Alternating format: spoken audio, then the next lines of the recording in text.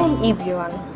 আজকের ভিডিওতে আমরা দেখব কিভাবে শিক্ষকগণ আমাদের সফটওয়্যারে সহজেই লিসন প্ল্যান তৈরি করতে পারবেন এবং কিভাবে ছাত্রছাত্রীরা সেই প্ল্যান তাদের মোবাইল অ্যাপে দেখতে পারবেন।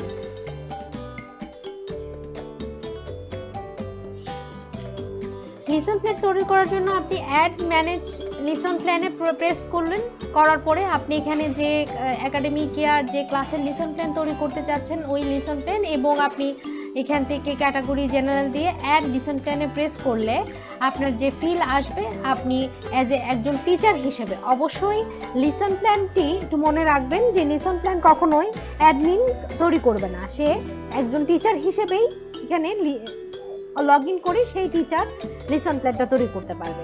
সো এখানে টিচার হিসেবে আসলো, তারপরে হচ্ছে আপনি জেনারেলে গিয়ে আপনি আপনার লিসন সাবজেক্টের নাম দিবেন এবং ডেট দিবেন, এক্সাম ডেটটা দিয়ে দিবেন এবং লিসন ডেটটা হচ্ছে আপনি যে কোনো লিসন ডেটটা দিয়ে দিচ্ছেন। দেওয়ার পরে আপনি আপনার টপিকস দিচ্ছেন, টপিক দেওয়ার পরে কমেন্ট লিখতে পারছেন, তারপরে আপনি আপনার এখানে আপলোড ফাইলও করতে পারছেন। যদি ছোট কোনো ছবি আপলোড করতে চান সেক্ষেত্রে 1 MBর মধ্যে থাকলে এখান থেকে আপলোড ফাইল করতে পারেন। তারপরে আপনি চাইলে এখানে ড্রাইভ লিঙ্কও দিয়ে সেভ করে দিতে পারেন। সো তারপরে আপনার এখানে লিসন প্ল্যানটি অ্যাড হয়ে গেল। আপনি চাইলে এটা এডিট করতে পারবেন এবং ডিলিট করতে পারবেন।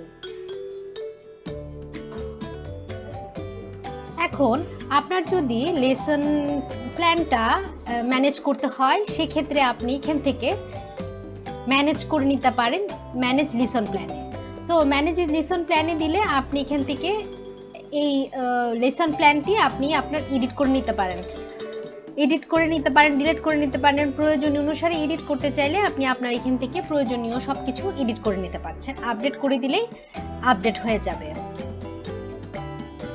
এখন যদি আপনি পিডিএফ ফাইল বা যে কোনো ফাইল যদি আপলোড করতে চান, আপলোড করে লিসন প্ল্যান তৈরি করতে চান, সেক্ষেত্রে লিসন প্ল্যান V2-তে প্রেস করলেন, করার পরে আপনি এখানে ক্রিয়েট লিসন প্ল্যানে গিয়ে আপনি আপনার একাডেমিক ইয়ার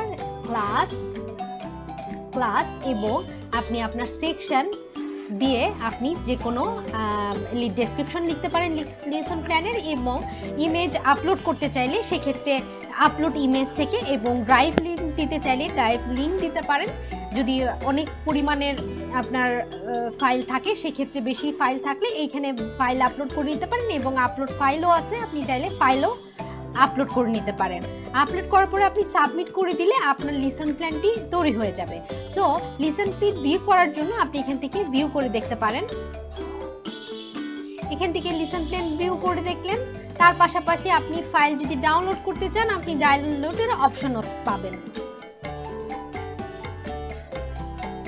এখন যদি আপনি প্রিন্ট লিসন করতে চান, লিসন প্ল্যানটা প্রিন্ট করতে চান, তাহলে আপনি দুইভাবে প্রিন্ট করতে পারছেন। একটি লিসন প্ল্যান বাই উইক, আপনি উইকলি রিপোর্টটা এখান থেকে নিতে পারছেন। তার পাশাপাশি lesson plan by date range, আপনি ডেট রেঞ্জ ধরেও আপনি এখান থেকে রিপোর্টটা নামাতে পারছেন।